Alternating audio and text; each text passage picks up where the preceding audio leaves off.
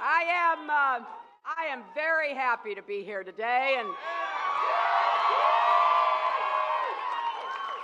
I am so grateful to have this chance to talk to you about what we can do together to have the kind of economy that works for everyone, not just those at the top. I want to acknowledge we have an overflow crowd in another room, and I know they can hear us, and we're glad they're here. I want to thank your Congresswoman, Marcy Kaptur, for her leadership, her grit. I want to thank Mayor Paula Hicks Hudson. And the mayor told me there's a young man here who just won a boxing championship, Robert Easter. Where's Robert Easter? There you are, Robert Easter. Congratulations. I know Toledo is proud of you. We all are. I want to thank Kenyatta for that introduction. Do we have any other UAW members here? You know, it's a great day to be here in Ohio for a lot of different reasons. One is I am so thrilled that LeBron James has endorsed me and joined our campaign. I know I've gotten a lot of wonderful endorsements over the past year and a half. I'm grateful for each and every one of them. But I gotta say, there's something special about this one. And it's a real honor in part because of why he chose to endorse me. Now, not everyone knows this. I mean, you all know what an amazing athlete he is, MVP, winner of championships, but LeBron is also a dedicated advocate for children. And this afternoon, I'll be in Akron, where he's done so much for the kids in that community. It's a deep personal commitment that he has that I share with him. We both believe every single child should have the chance to live up to his or her God-given potential. I could not be prouder to have LeBron joining our team as we head into the home stretch. Now, one thing I know, I'll just say it, because I know it's for sure. I hope to be elected president, but I know here in Ohio, LeBron will always be the king. I was listening to Kenyatta introduce me, and I really appreciated what she said, because Toledo is the kind of place where people work hard, look after one another, and yes, pay their taxes, right? You know, you recognize that we all have to do our part because we are all in this together, and it matters. We believe honest work deserves honest pay. We believe everyone should have the right to join a strong union that will always have your back. It's personal for me. I'm the granddaughter of a factory worker from Scranton, Pennsylvania. He went to work in the same lace mill every day for 50 years. He believed, he passed it down to my dad, who passed it down to me, that if he did what he was supposed to do, he'd have a good life, and his kids would have an even better life. That is the American dream. That is what we believe in. That's what we've got to keep going, generation after generation. And because of my grandfather's hard work, my dad made it to college. And then after serving in the Navy during World War II, he started his own small business printing fabric for draperies. As a young girl, I'd sometimes go to his print plant. It was a long building, no natural light, no windows, but he had these long tables where he'd roll out the fabric, and then I'd watch him work with silk screens, if you've ever seen that. He would take the silk screen, he'd put it down, he'd pour the paint in, he'd take the squeegee, go across all the way down to the end of one table, then over to the next table, all the way back, and then if there was a second color to be added, he would do that. He sometimes let me help with the squeegee. That was my favorite part. And I know he worked really hard. He worked really hard. He believed in hard work. He passed that on to me. He provided a good middle-class life for us. So I am proud to stand with hardworking families all over Toledo, Ohio, and America who should have the same chance that I did to share in the American dream, which should be big enough for everybody.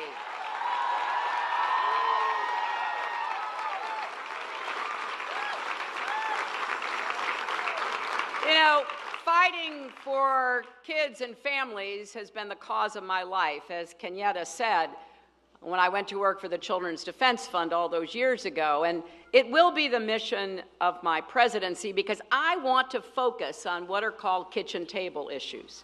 You know, the ones that keep you up at night, like the cost of childcare and college and prescription drugs and so much else. And that means we've got to create more good jobs with rising incomes. That means we've got to have good schools in every zip code. That means everybody willing to work, and I say that very clearly. You got to be willing to work, and if you're willing to work, you should be able to get ahead and stay ahead. That is the basic bargain. Now, I don't know about you, but you wouldn't think that the theme of my campaign, getting an economy to work for everyone, not just those at the top, would be controversial. And yet this is one of the defining debates, not just of this election, but of our time.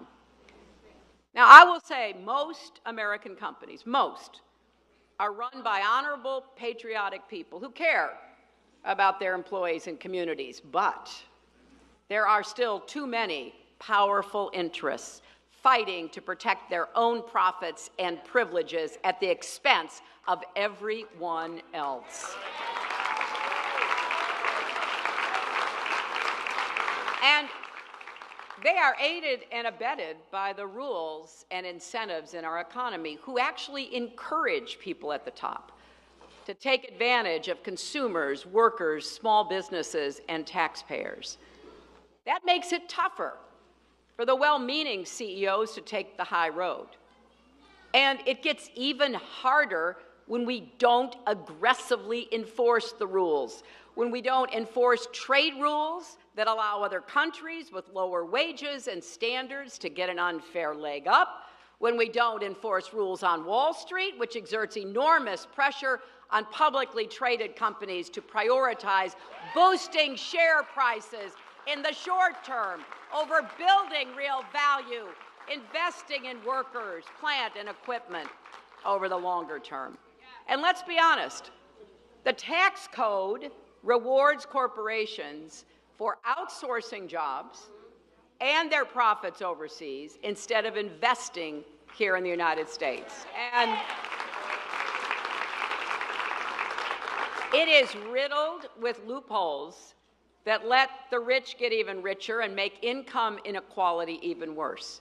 It tilts the playing field further against small businesses that can't afford lawyers and lobbyists. So with all these pressures pushing in the wrong direction, it's even more important that we have an election about these very issues. Because what I know will happen if we have an election where we have an agenda that actually would begin to level that playing field, we will rebuild the middle class, we will make work pay, we will create greater opportunities for a great percentage of Americans.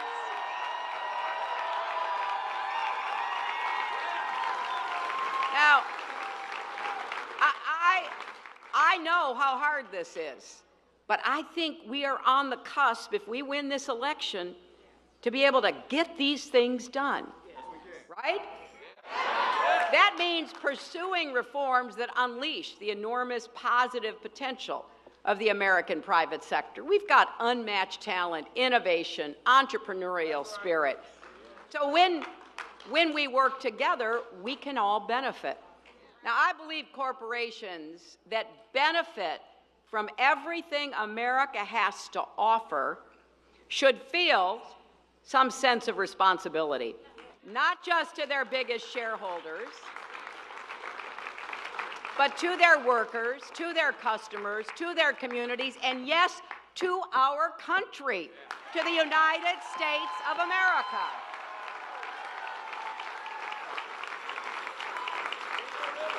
We have been moving off track for decades. I don't need to tell you that. You know it. You've lived it. You've seen it. But it is time to get back on track. And you can ask anybody who's ever worked for me or worked with me, who's ever served with me. When I tell you I'm going to try to do something, I will get up every single day and work my heart out for you.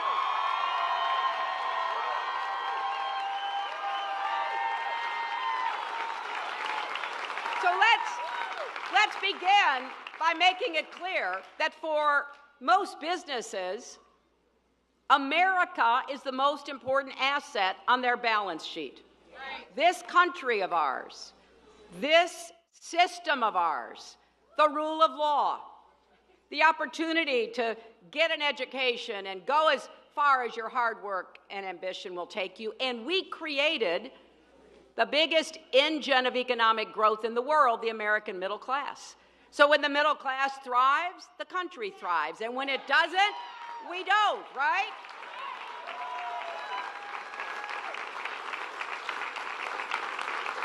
And I'm going to use the White House and every tool at my disposal as your president to make the case that patriotism is profitable. Standing up for America, investing in America will pay off. Now, we have always had innovators and entrepreneurs who built great companies and create real value. But we should not and we will not respect those who get rich by cheating everybody else.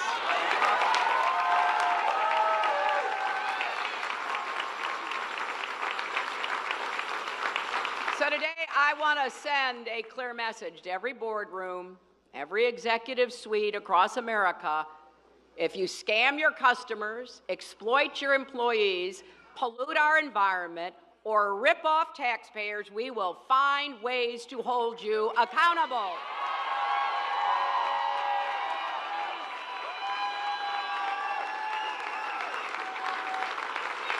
But on the other side, if you do the right thing and you invest in your workers and your communities and our country's future, we will stand with you.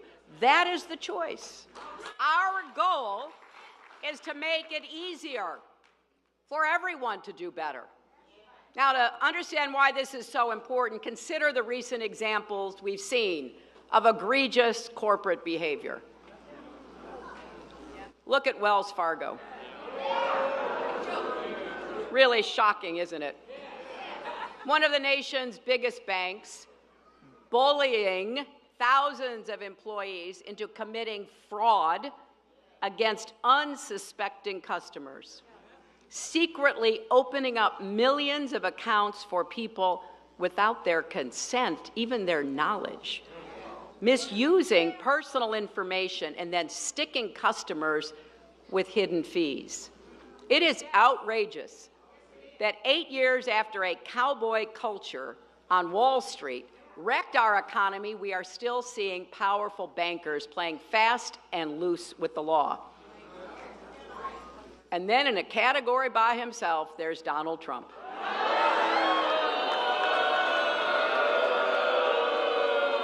Well, you may have heard that he has long refused to release his tax returns the way every other nominee for president has done for decades.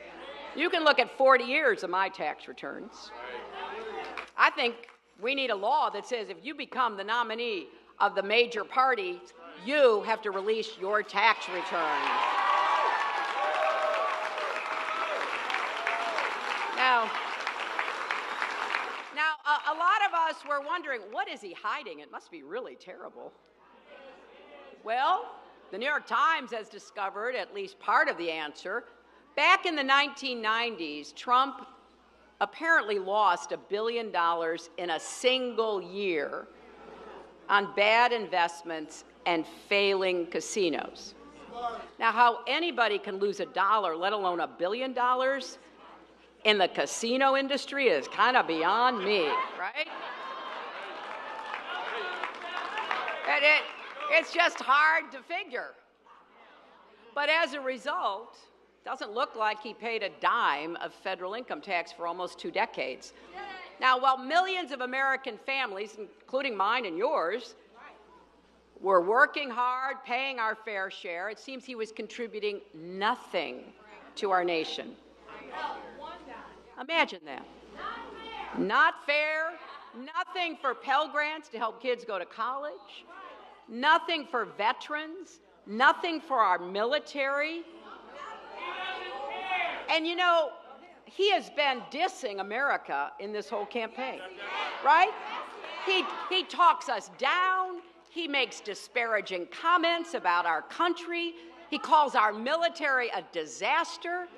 Well, it's not, but it might have been if everybody else had failed to pay taxes to support our brave men and women in uniform.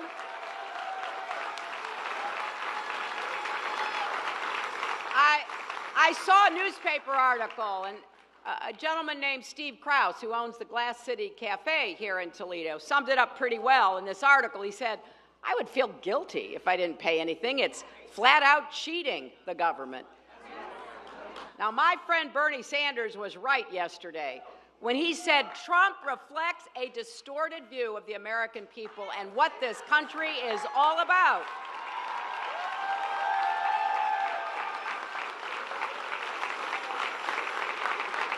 You know, Trump represents the same rigged system that he claims he's going to change.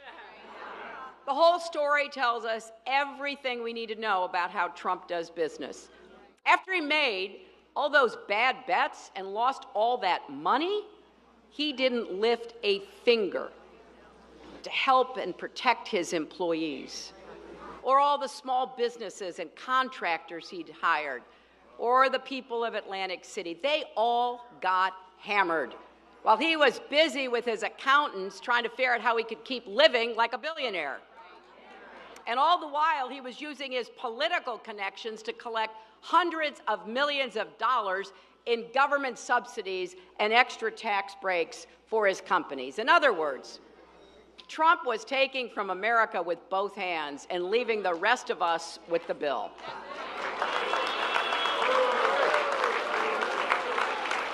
Now, he says that he's the one who can fix things, but that is like letting the fox guard the hen house, right? And here's what I really am just stunned by. I get stunned every day in this campaign, but here's one of the many things that I'm stunned by. He has put forth a tax plan that would cut his own taxes even more. It would be like, you're paying zero? You expect us to pay you to stay in business, all the rest of us in America? He'd open the loopholes even wider, and according to a new independent study, he would actually, listen to this, people, because this is a real shocker, his plan would actually raise taxes for millions of middle-class families. And you know the people it would hit the hardest are single parents whose lives and challenges he doesn't care about, certainly doesn't understand. Now, many have likely already spent years paying more than he did, and he now would make that even worse. And what does he say about it? Well, you all see the debate last Monday?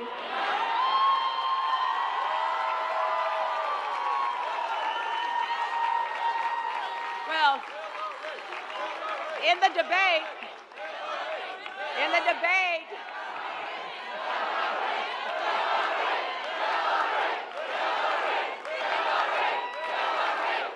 well, then you all know that in the debate he said it was smart to avoid paying taxes.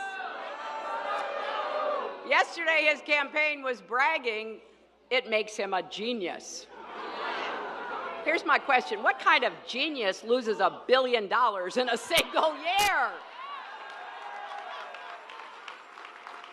This is Trump to a T. He's taken corporate excess and made a business model out of it. He abuses his power, games the system, puts his own interests ahead of the country's. It's Trump first and everyone else last. And there are lots of principled, law-abiding business leaders out there who are horrified by all of this. Not a single CEO of a Fortune 100 company supports Trump's campaign. Right. Think about it.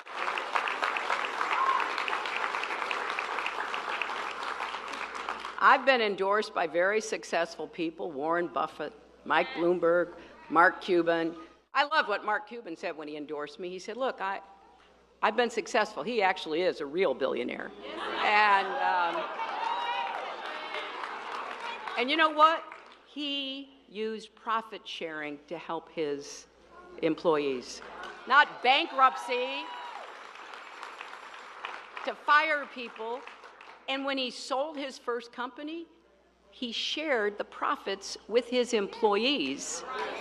And 300 of them became millionaires. That's the kind of business practices I want to see more of in our country.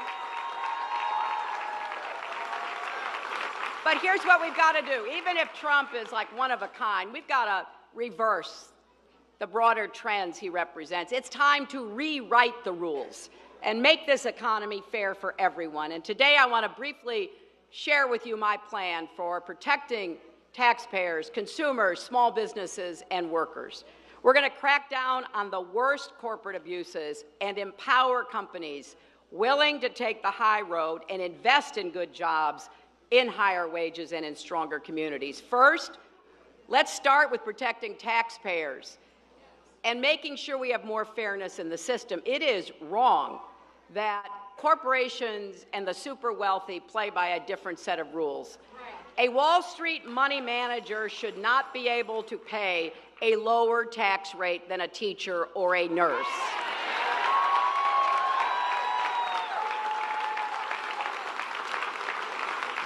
And I'll tell you something else. Our largest companies should not be able to get away with paying hardly anything at all.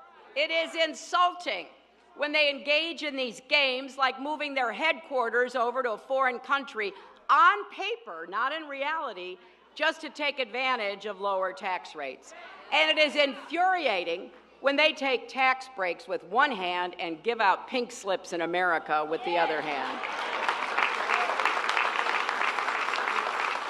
So here's what we're going to do. We're going to close those loopholes. I've got a list of them we're going after. We're going to make Wall Street corporations and the super rich start paying their fair share of taxes. We're going to pass something called the Buffett rule, which means multimillionaires cannot pay lower rates than their secretaries and other people working for them.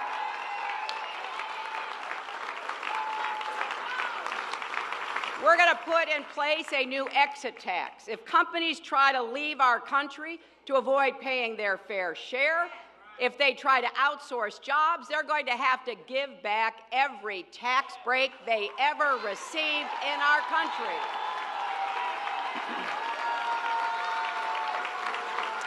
And then we're going to put that money to work creating opportunities here in America. Second, we're going to protect consumers. No American should ever be taken advantage of like thousands were by Wells Fargo. And this isn't a new fight for me. As a senator, I raised the alarm about subprime mortgages. I fought to hold reckless manufacturers accountable for toxic toys and household products that threaten our kids. I introduced legislation to protect Americans' personal data and combat identity theft.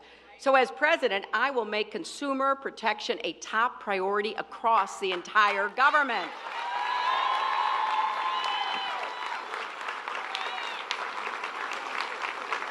And that starts by defending and empowering the Consumer Financial Protection Bureau, which was created after the financial crisis. And the principal person who got it created was Senator Elizabeth Warren.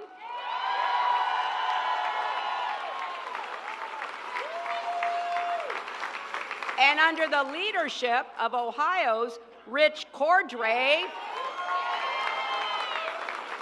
the agency has already returned more than $11 billion to more than 15 million Americans who were ripped off by predatory lenders, credit card companies, and others. And it is the one making sure that the defrauded Wells Fargo customers get their money back. Now, I gotta say, I am so proud of what this new agency has done. Sometimes people say, well, you know, what does the government really do? Well, there's a lot of examples, but this is a primary one. Standing up and making sure consumers get paid back when they are ripped off. And because of its success, Republicans in Congress keep trying to shut it down. And Donald Trump agrees with them. In fact, he wants to scrap all the tough new rules imposed on Wall Street after the crisis. Well, not on my watch, Donald. We're never going to let that happen.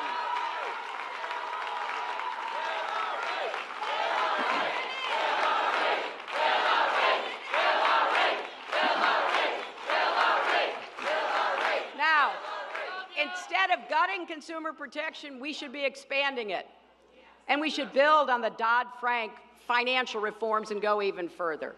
Because Wall Street can never, ever be permitted to threaten Main Street again. And the Wells Fargo scandal sheds light on another threat to consumers that we have to address. When the scam's victims, people like you and me, who had accounts there, tried to sue, they were shocked to learn there was a provision in the very fine print of their contracts that kept them from going to court to sue the bank for being cheated. Instead, they are forced into a closed-door arbitration process without the important protections that you get in a court of law. We are not going to let corporations like Wells Fargo use these fine print gotchas to escape accountability. And in fact,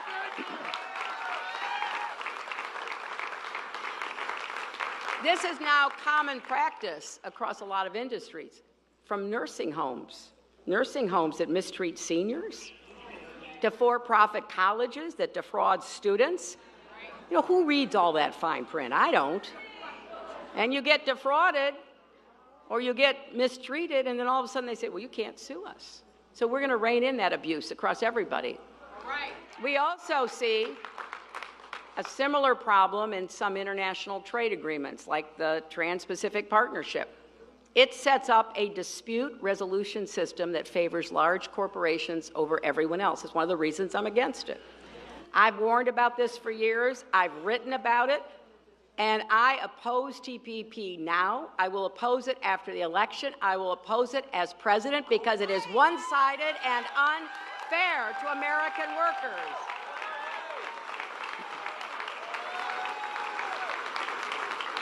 And what about all those pharmaceutical companies that jack up prices for no reason? We're going to have to protect ourselves against that, too. And when we find unjustified spikes in the prices of long-standing life-saving drugs, we should slap penalties on companies trying to cheat people who need those drugs. And let's finally import safe alternatives from other countries like Canada and speed up approvals to get more generic drugs on the market.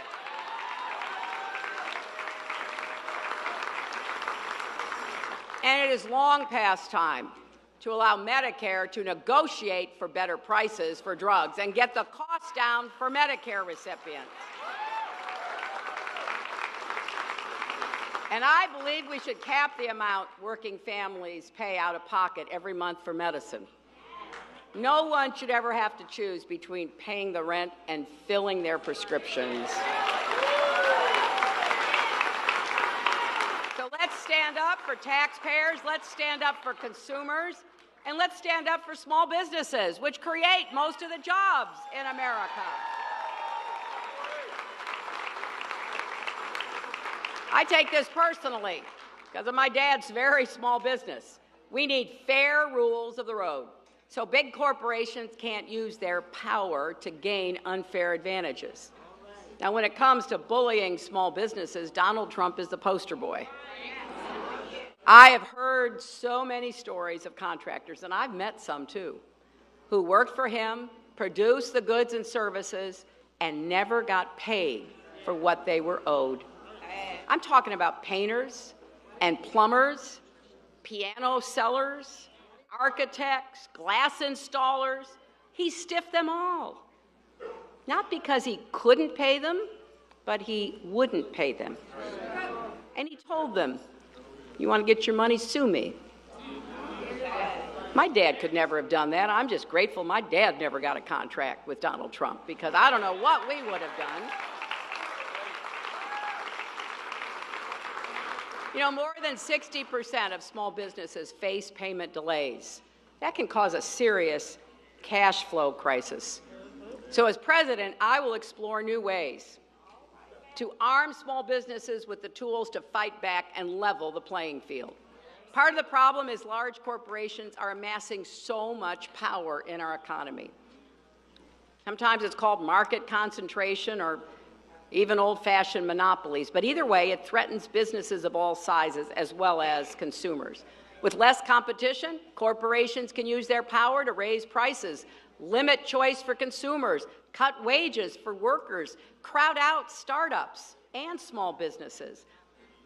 I mean, look what's happening right now. In most of the country, the 3 largest health insurance companies in each state control 80% of the market. No wonder premiums are going up. As president, I will appoint tough, independent authorities to strengthen antitrust enforcement and really scrutinize mergers and acquisitions so the big don't keep getting bigger and bigger. I want every business to compete and thrive. And then I also want to do something else. Let's protect and empower workers who actually drive our economy. Everyone who works hard should be able to share in the rewards, not just senior executives. So we're proposing new tax credits to encourage more companies to share profits on top of, not instead of, higher wages.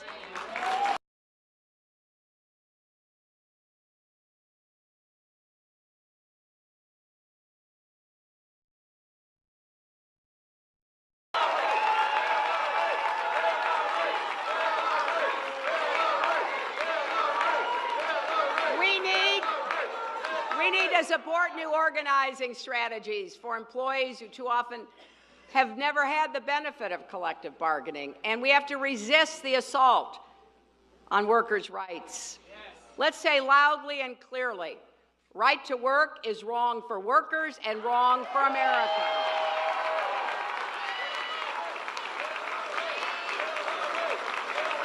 Let's also, my friends, let's raise the minimum wage and support the fight for 15 so you don't live in poverty. Let's defend overtime and go after wage theft. Let's provide family leave that is paid and access to affordable, high-quality child care. And of course, you know what I'm going to say, let's finally guarantee equal pay for women.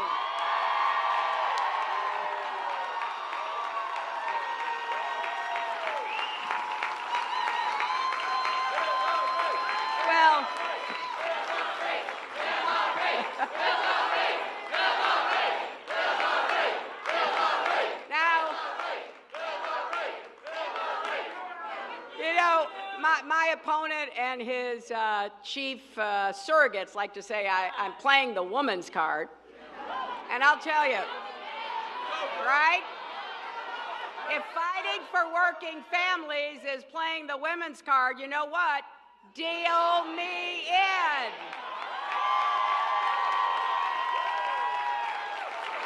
And then finally, I got a lot on my mind, but finally, we need to make it easier for companies to invest in good jobs here at home. As president, I will ramp up enforcement of trade rules by appointing a new chief trade prosecutor and tripling the number of enforcement officers. We will work with both parties to pass the biggest investment in new, good-paying jobs since World War II. I want to direct $10 billion to create a Make It in America partnership to support American manufacturing. And I want to take some of the ideas that worked when my husband was president. We ended up with 23 million new jobs, and incomes went up for everybody. That includes incentives like the New Markets Tax Credit for creating good jobs in poor or remote areas, from inner cities to rural communities, ravaged by hollowed-out factories, ravaged by mines that have been shut down, ravaged by opiate addiction. It all comes down to this. When I say our economy should work for everyone, not just those at the top, I mean it. And we're going to do everything we can to make sure workers are treated like assets, not costs. And we're going to bring back infrastructure jobs, advanced manufacturing jobs, clean renewable energy jobs, innovation, technology, small business.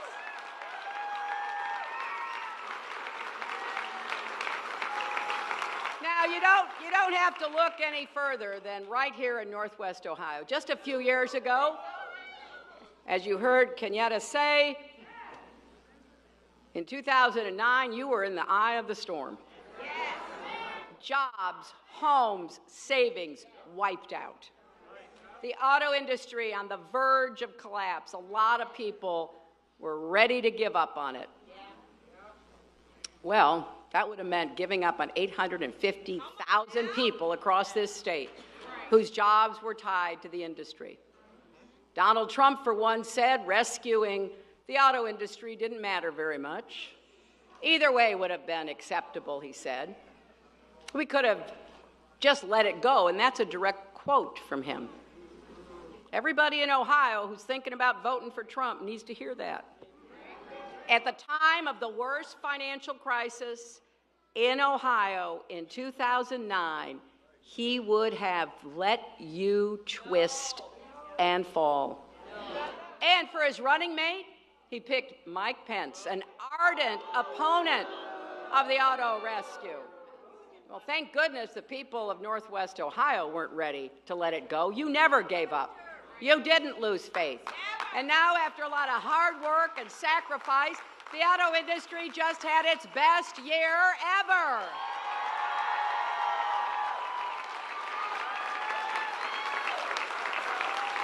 But that's not all there is to the story, because in addition to that hard work, America came to the rescue. Taxpayers, like all of us, not him, but us, provided the funds for the rescue. Union workers stepped up. Communities like Toledo came together to make it work. And now that the industry's back on its feet, the auto companies have a responsibility to give back. So I was delighted to hear that Chrysler is doubling down on Toledo.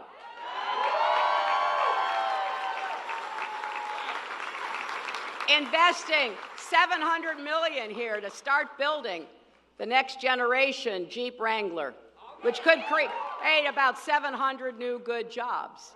And tens of thousands of UAW workers at Chrysler plants should see a big increase in profit-sharing payments above and beyond wages and benefits. Now that's the way it's supposed to work. When we all help each other out, when we stand together, we are stronger together.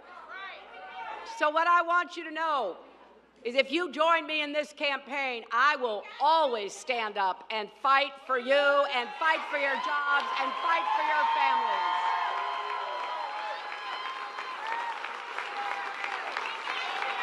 And I guess, we have about 36 days left. The election's going to be close. Every call you make, every door you knock, every friend you register to vote could make the difference. You can text JOIN, J-O-I-N, to 47246 right now, or go to HillaryClinton.com to sign up and volunteer. Here in Ohio, you have until October the 11th to register to vote.